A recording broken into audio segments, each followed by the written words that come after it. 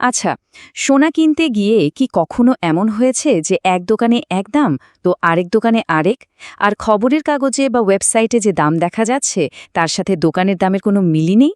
আসুন আজকে আমরা কলকাতার সোনার দামের এই রহস্যটা বোঝার চেষ্টা করি। দেখুন, আমাদের দেশে সোনা কিন্তু শুধু একটা বিনিয়োগ বা টাকা জমানোর উপায় নয়। এটা আমাদের ঐতিহ্য, আমাদের সংস্কৃতির একটা অংশ। প্রজন্মের পর প্রজন্ম ধরে এই ধারণা চলে আসছে যে সোনা মানেই শুভ, সোনা মানেই লক্ষ্মী।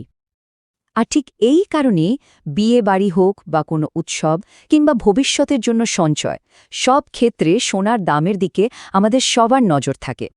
প্রতিদিন সোনার দাম কতটা বাড়ল বা কমল তা নিয়ে লক্ষ লক্ষ মানুষের আগ্রহ। ভারতে সোনার দামটা সাধারণত 10 গ্রামের হিসাবে ঠিক হয়, যেটাকে আমরা চলতি কথায় 1 তোলা বলি। আমরাও এই 10 গ্রামের দাম নিয়েই পুরো বিষয়টা আলোচনা করব। কিন্তু মুশকিলটা হয় তখনই যখন এই দামটা খুঁজে বের করার চেষ্টা করা হয়, কারণ এক এক জায়গায় এক এক রকম দাম দেখা যায়। আর এটাই আমাদের আজকের আলোচনার মূল রহস্য।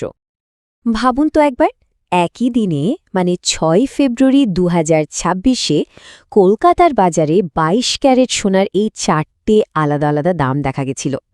এক জায়গায় যা দাম, অন্য জায়গায় তার চেয়ে কয়েক হাজার টাকা কম বা বেশি। অবাক করার মতো ব্যাপার, তাই না? তাহলে স্বাভাবিকভাবেই প্রশ্ন ওঠে যে দামগুলোয় এত তফাৎ কেন? আর যদি এতগুলো দাম থাকে তাহলে আসল দাম কোনটা? একজন ক্রেতা হিসেবে কি দাম দেওয়া উচিত? এই ধাঁধার উত্তর পেতে হলে আমাদের পুরো প্রক্রিয়াটা গোড়া থেকে বুঝতে হবে। মানে আন্তর্জাতিক বাজার থেকে শুরু করে আপনার আমার হাতে একটা গয়না হয়ে পৌঁছানো পর্যন্ত সোনার দামটা কিভাবে ধাপে ধাপে ঠিক হয়। ব্যাপারটা অনেকটা বিদেশ থেকে আসা একটা আপেলের মতো। ধরুন, আপেলটার একটা নিজস্ব দাম আছে, কিন্তু তারপর জাহাজে করে আনার খরচ, সরকারের ট্যাক্স আর করেদারের লাভ, এ সব কিছু মিলিয়েই কিন্তু শেষ পর্যন্ত আমাদের দামটা দিতে হয়। সোনার ক্ষেত্রেও ঠিক তাই। সব কিছু শুরু হয় আন্তর্জাতিক বাজার থেকে, যেখানে সোনার দামটা মার্কিন ডলারে ঠিক হয়। এরপর সেই ডলারের দামটাকে ভারতীয় টাকায় পরিবর্তন করা হয়। তার মানে ডলারের দাম বাড়লে বা কমলে ভারতীয় কিন্তু সোনার দামে তার প্রভাব পড়ে। এরপর সেই মূল দামের উপর যোগ হয় আরও অনেক কিছু, যেমন প্রায় 10% আমদানি শুল্ক আর তার উপর 3% জিএসটি। এই সব কিছু মিলেই কিন্তু সোনার আসল দামটা তৈরি হয়। কিন্তু এখানেই শেষ নয়।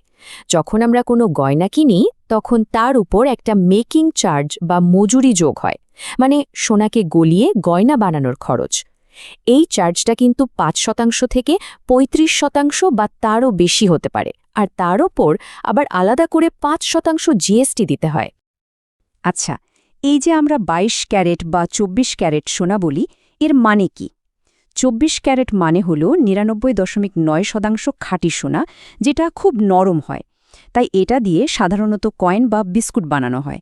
আর 22 ক্যারেট সোনা মানে তাতে 91.6% সোনা থাকে, বাকিটা অন্য ধাতু মেশানো হয় যাতে গয়নাটা মজবুত হয়। তাই সোনা কেনার সময় সবচেয়ে জরুরি যে জিনিসটা দেখে নেওয়া দরকার তা হল BIS হলমার্ক। এই চিহ্নটা থাকলেই বোঝা যাবে যে সোনার বিশুদ্ধতা সরকারিভাবে পরীক্ষিত এবং প্রমাণিত। এটা কিন্তু একদমই ভুললে চলবে না। তবে এখনকার দিনে সোনা মানেই যে শুধু গয়না বা কয়েন তা কিন্তু নয়। সোনায় বিনিয়োগ করার আরও অনেক নতুন উপায় বেরিয়েছে। একদিকে আছে চিরাচরিত গয়না, যেটা বাড়িতে নিরাপদে রাখার একটা টেনশন থাকে আর মেকিং চার্জও দিতে হয়। আর অন্যদিকে আছে ডিজিটাল সোনা, যেমন গোল্ড ETF বা সার্বভৌম গোল্ড বন্ড। এখানে চুরির ভয় নেই আর কোনো মেকিং চার্জও লাগে না। যেমন ধরুন গোল্ড ETF, এটা অনেকটা শেয়ার বাজারের শেয়ার কেনাবেচার মতো।